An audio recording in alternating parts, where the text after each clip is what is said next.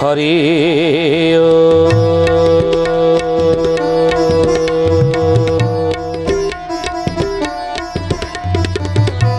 ओम भूर्भुवः स्वः तत्सवितुर्वरेण्यं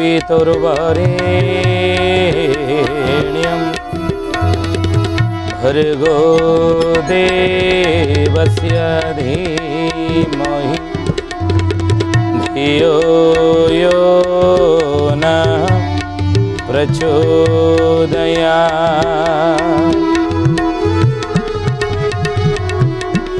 ध्यानामूलं गुरुर्मूर्ति पूजामूलं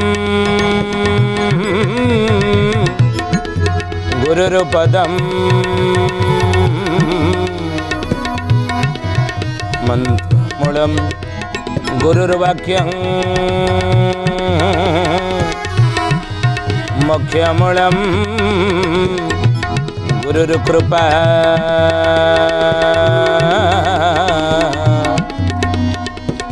मोक्षमूलं गुरुर्कृपा।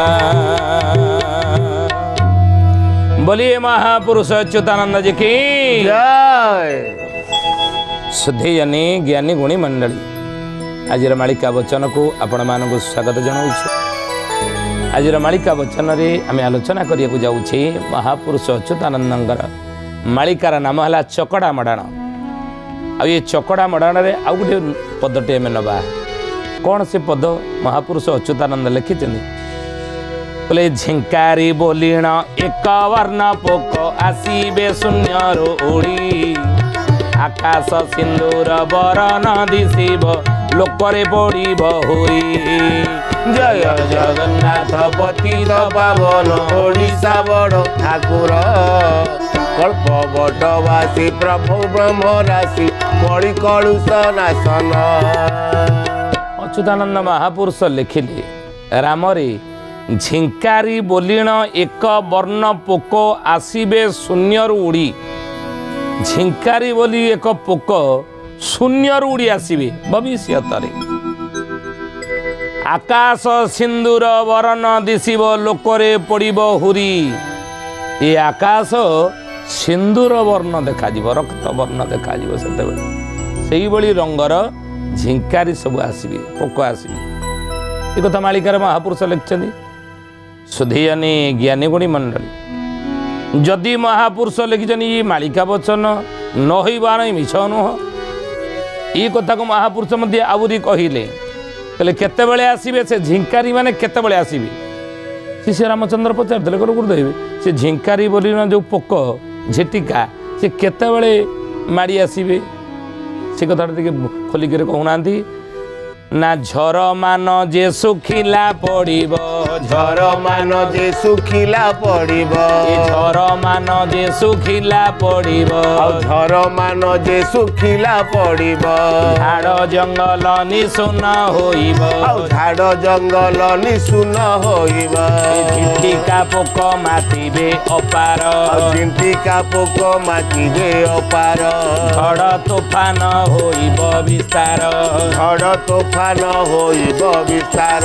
झील को हरिबे बाप जे झगड़े पशिबे बाप पुओ धोई तिरिकी धरिब हपजे।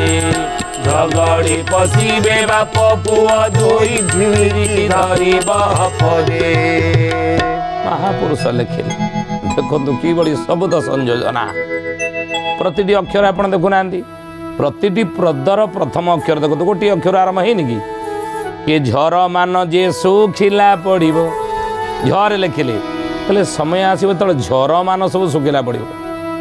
ये सब झर मान सुखिला पड़नी कि नदी नाल आप देखुना नदी नाल पोखरी नहीं झर ये आगु जो भली प्रवाहित होता नदी रे जल थिला फुल नहीं पोखरी रे जल पूर्ण से भाई ये वर्तमान समय आप देखो नदी नाल सब सुखिला पड़ी नाल रे पानी फुल होता अच्छे ना नाल सब सुखिला पड़ी नहीं ये हम बोली 600 वर्ष तले कागज कलम जो नाला तालपत्र लेखन महापुरुष लिखिदे सुधीजाने आज देखो मालिका ये सत होनी कि आउ झिटिका पोक मातिबे अपार अच्युतानंद महापुरुष कहले सेतेबेले झिटिका पोक माड़ी आसवे झड़ तोफान होइब विस्तार झड़ तोफान विस्तार प्रबल झड़ तोफान से समय होउथिब ओडिशा केते झड़ तोफान को देखिलानी नी उडुडु बात्या फाइलिनी बात्या नी अम्फान बात्या यास बात्या एवं 1999 अक्टोबर 29 तारीख महाबात्या ये किति बात्या ओडिशा देखिलानी तेणु सेतेबेले गोटे वर्ष भितर अनेक थर झड़ तोफान हम बोले महापुरुष मालिकार लिखिछन झड़ तोफान होइब विस्तार आउ झियो को हरिब बाप जे बोले सेतेबेले बाप झियर जो पवित्र संपर्क नहीं से बाप झियर पवित्र संपर्क सी समय अपवित्र हो घटना घटवा बाकी अच्छी सकाळु उठिला क्षणी आम जो खबर कागजर पृष्ठा ओलटौचे ये घटनाटा आमर दृष्टिगोचर होउछि पढ़ दौचे बड़ बड़ अक्षर लिखा अमुक ये जगार अमुक यही बाप झील एमती है नहीं तेणु महापुरुष जहाँ लिखी देखो झील को हरिब बाप झीर पवित्र संपर्क अच्युतानंद महापुरुष लिखिं मालिकार अपवित्र हम कलुषित हम से समय झिटिका माने माड़ी आसबे आउ झगड़े पशिबे बाप पुओ दुई स्त्री की धरिब पजे बाप पुओर संपर्क किभली थला ने पिता स्वर्ग पिता सत्य पिता ही परम तप पितरी पितृमात्मने प्रियंते सर्वदेवता जो बाप को त्रेता जुगरे पुओ भगवान ईश्वर बोली मानुला बापकर कथा को तले पकई दौन बापांकर कथा मानिक पुओ चलुला सबु जुगरे त्रेता जुगरे द्वापर जुगरे एवं सत्य जुगरे किंतु कली जुगरे महापुरुष लिखिले झगड़े पशिबे बाप पुओ दुई बाप पुओ भितर झगड़ा हम भाई भाई भितर कड़ी आम देखीचे द्वापर जुगरे होउथला नहीं किंतु कली जुगरे बाप पुओ भितर झगड़ा हम आउ स्त्री की धरिब पजे ये कथा महापुरुष लिखते सेतेबेले झिटिका माने माड़ी आसबे महापुरुष से कथा को लिखिले बोले झिंकारी माने जे शस्य खाई जीवे बुद्धि बाट न खटिब बुद्धि बाट न खटिब हे सुजने बुद्धि बाट न खटिब संतान जन्मिबे हीन बीर्य हेबे पशु संगे तुल्य ध्रुव सुण सुजने गुणी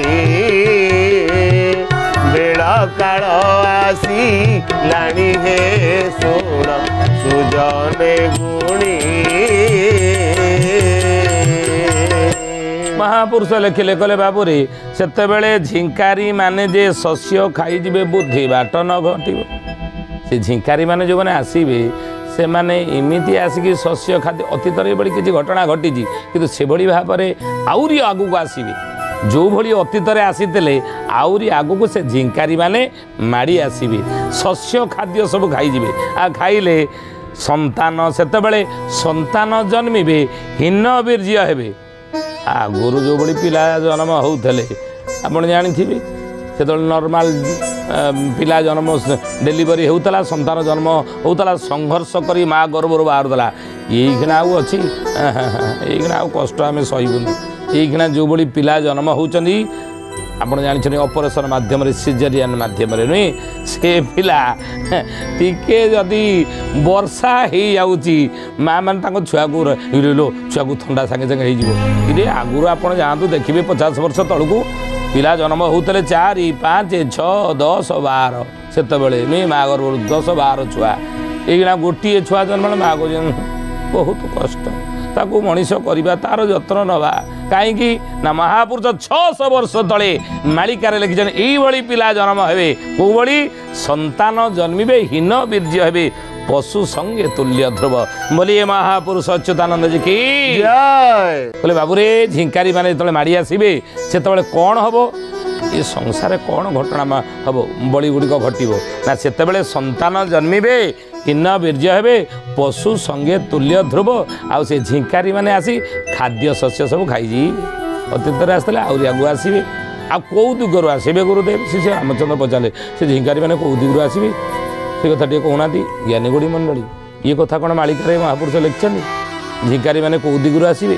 ହଁ କ'ଣ ଲେଖିଲେ ନା ଜାଣିଥାଅ ଇନ୍ଦ୍ର ଏହି ସୂଚକ ଝିଙ୍କାରୀ ବୋଲି ଏକ ବର୍ଣ୍ଣ ପୋକ ଝିଙ୍କାରୀ ବୋଲି ଏକ ବର୍ଣ୍ଣ ପୋକ ଝିଙ୍କାରୀ ବୋଲି ଏକ ବର୍ଣ୍ଣ ପୋକ ଉତ୍ତର ଦିଗରୁ ମାଡ଼ି ଆସିବେ ଦମନ ବଳ ଯେ ତର୍କି ମରିବେ ଦମନ ବଳ ଯେ ତର୍କି ମରିବେ ଆସିବେ ଝିଟିକା ଖାଇବେ ଶସ୍ୟ ନଥିବ ପ୍ରାଣୀଙ୍କ ଜୀବନେ ଆସ ଆଉ ନଥିବ ପ୍ରାଣୀଙ୍କ ଜୀବନେ ଆସ ନଥିବ ପ୍ରାଣୀଙ୍କ ଜୀବନେ ଆସ ମହାପୁରୁଷ ଲେଖିଲେ କହିଲେ ବାବୁରେ ଯେ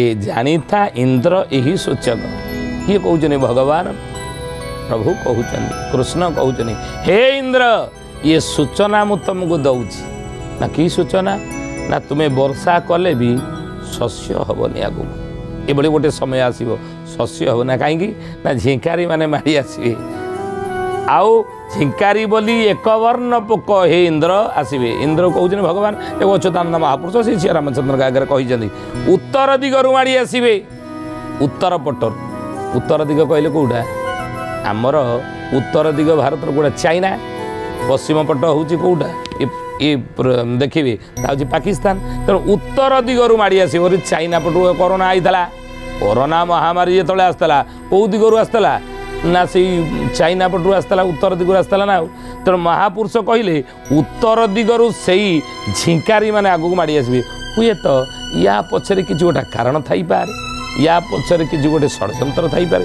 ତେଣୁ ସେଇ ଝିଙ୍କାରୀ ମାନେ ମାଡ଼ି ଆସିବେ ଆଉ ଦମନ ବଳ ଯେ ତର୍କି ମରିବେ ଆଉ ଆସିବେ ଝିଟିକା ଖାଇବେ ଶସ୍ୟ ନଥିବ ପ୍ରାଣୀଙ୍କ ଜୀବନେ ଆସ। ଜୀବନରେ ଆଉ ଆଶା କ'ଣ ଅଛି? ସବୁ ତ ଶସ୍ୟ ଖାଇଗଲେ ଝିଙ୍କାରୀ ମାନେ ଆଉ କ'ଣ ଖାଦ୍ୟ ଶସ୍ୟ ଅଛି ଆମେ ଖାଇକି ଆଉ ଜୀବନ ଧାରଣ କରିବା ବଞ୍ଚିବା? ଏଇଭଳି ଘଟଣା ଘଟିବ ବୋଲି ଅଚ୍ୟୁତାନନ୍ଦ ମହାପୁରୁଷ ମାଳିକାର ନାମ ଚକଡ଼ା ମଡ଼ାଣରେ ଶିଷ୍ୟ ରାମଚନ୍ଦ୍ରଙ୍କ ଆଗରେ କହିଛନ୍ତି ଆମେ ଆଲୋଚନା କରୁଛେ।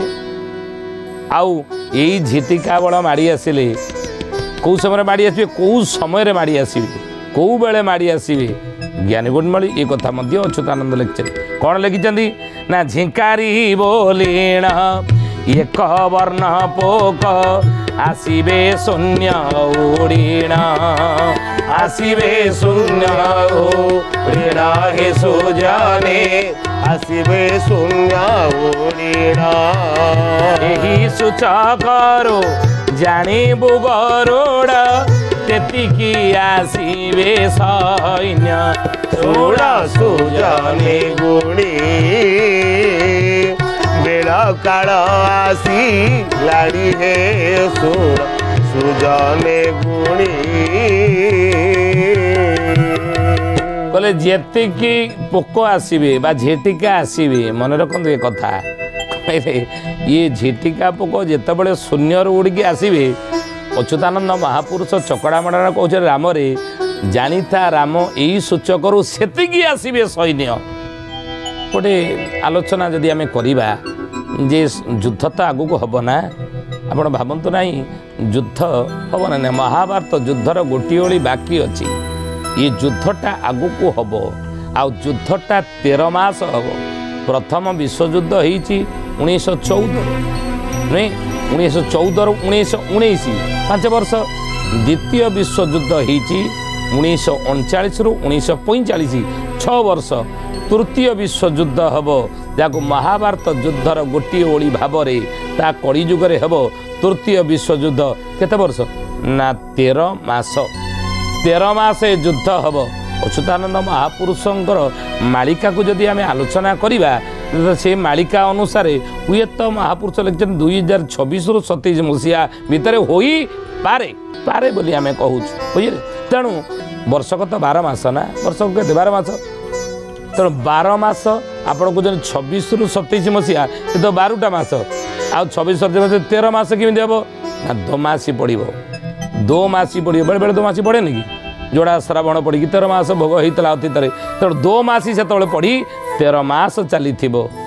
13 मास युद्ध ही हम 26 ରୁ 27 मसीहा 13टा मुसलमान कंट्री चाइना को जो समर्थन देवे पाकिस्तान सहित मिसी भारत सहित युद्ध ये तृतीय विश्व युद्ध भाव में हो आउ महापुरुष लिखिं भारत पक्षरे 7टी देश रे भारत समर्थन पुणी महापुरुष कहते से कौन हम 13 दिनिया पक्ष भोग चली आउ से मीन राशि शनि रही थे मन रखते कथा तेणु महापुरुष कहते केते सैन्य भारत को आसवे केते सैन्य भारत भीतर प्रवेश करेंगे ना महापुरुष लिखिले झिटिका पोक जी आसवे जानीता आम यही सूचक से आसवे सैन्य से सैन्य मान आसवे महापुरुष लिखिदे पुनश्च महापुरुष कहले से समय पृथ्वी दिशिव रंगीमाकार झिटिका उठिबे कहीं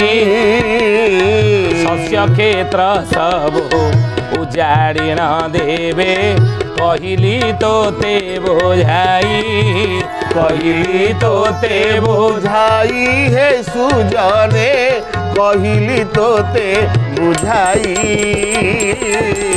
कहली तोते बुझाई हे सुजने कहली तोते बुझाई। ज्ञानी गुणी मंडली आसिक कौन करेंगे से झिटिका गुड़िक बोलिए महापुरुष अच्युतानंद जी की जय।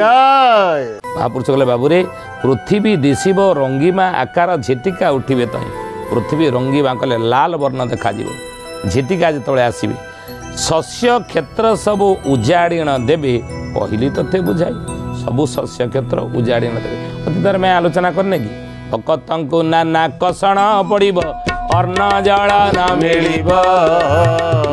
सुतरड़ी भक्त लीला शुणी इंद्र पृथ्वी न पालिब जय जगन्नाथ पतित पावन ओडिशा बड़ ठाकुर कल्प बटवासी प्रभु ब्रह्मराज कली कलुषनाशन कहते भगत को नाना कषण पड़ब अर्ण जल न मिल अन्न जल पाऊे पाऊे किंतु महापुरुष लिखिछन मालिकार जे दिने समय आसो अर्ण जल संसार लोक मिलनी अन्न जल न मिल माता सुत रड़ी भक्त लीला शुणी इंद्र पृथ्वी न पाल इंद्र पृथ्वी से पाल ना आउ से समय जगत रे हाहाकार पड़ीण जे जीव बाबू पड़ीण जे जीव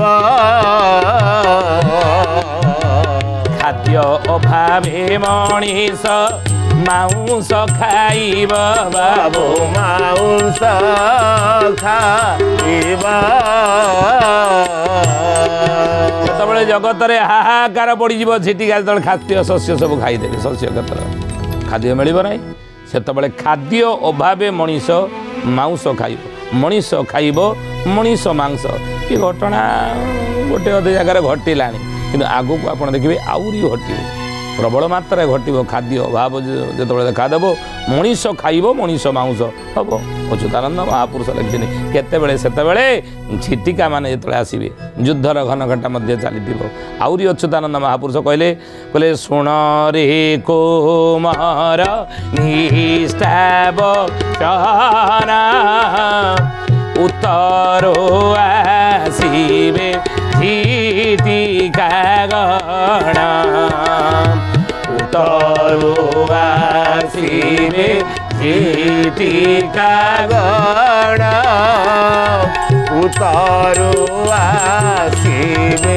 झिटिका गणा झिटिका जो माड़ी आसवे जो आउ कौन घटना घटो ये सूचना संकेत दौरान शुणे कुमर निष्ठा वचन उत्तरू आसवे झिटिका गण आसिले से आउ कौन सब घटना घटो महापुरुष लिखिले पूर्व पश्चिम दक्षिण दिगरे घोटी रहिबे बहुत संसारे घोटी रहिबे बहुत संसारे घोटी रहिबे बहुत संसारे पूर्व दिग पश्चिम दिग दक्षिण दिग उत्तर दिग को छाड़ी दे आउ 3टा दिग को सब झिटिका माने घोटी जीवे कथा मालिकार लिखा आम कहूँ आप देखिए से भविष्य ही यार प्रमाण दब बोले पूर्व दिगरे जिते सब चाष जमी सब अच्छी पश्चिम दिगरे जिते सब अच्छी दक्षिण दिगरे जिते अच्छी केवल उत्तर को दिग को छाड़देले से ओडिशा हो भारत वर्षर हो जितेबाला आसवे ये 3 दिग ये माड़ी जीवे जे महापुरुष लिखिले से घोटी रे बहुत संसार ये संसार को घोटी जीवे आउ से समय जेतिकी आसवे झिटिका पोका तेतिकी मेला छ होइबे हाता तेतिकी मेला छ होइबे हाता तेतिकी मेला छ होइबे हाता बोले जेतिकी आसीबे झिटिका पोक तेतिकी मेला छ होइबे हत से समय रे जेतिकी पोक आसीबे सेतिकी सैन्य आसीबे आ जेतिकी झिटिका आसीबे सेतिकी म्लेच्छ माने मध्य विनाश जीवे पापी माने अधरी माने सेतिकी ही मरिबे किभଳି भाବରେ महापुरुष भविष्यवाणी करछने आपण देखन उद्धार पाइबार रक्षा पाइबार एकमात्र बाट धर्मो रक्षते रक्षित धर्म बाटर रुह सत्य बाटर रुह सत्य धर्म को धरिकी संसार चाल दुनिया जहाँ ही था पछे ताहेले ई प्रकार विनाश ई प्रकार संकट ई प्रकार विपदरू आम रक्षा पाई जीवा है ये ज्ञानी गुणी मंडली आज तो समय होती आसंद वाणी की विराम देवा प्रभुंकर नाम नहीं हे अच्युत हे अनंत हे अच्युत हे अनंत हे प्रभु जगन्नाथ हे प्रभु जगन्नाथ हे बड़ राम हे जसोवंत हे बड़ राम हे जसोवंत कड़ी काळर महंत दंडवत दंडवत दंडवत दंडवत कोटि कोटि दंडवत कोटि कोटि दंडवत कोटि कोटि दंडवत कोटि कोटि दंडवत शुद्धिजनी ज्ञानी गुणी मंडली आज आसतु बाणी के ठारे विराम देवा पुणी आसंताध्याय भेट होगा रोचु हरिओम शांति शांति शांति सर्वारिष्ट सुशांति भवतु।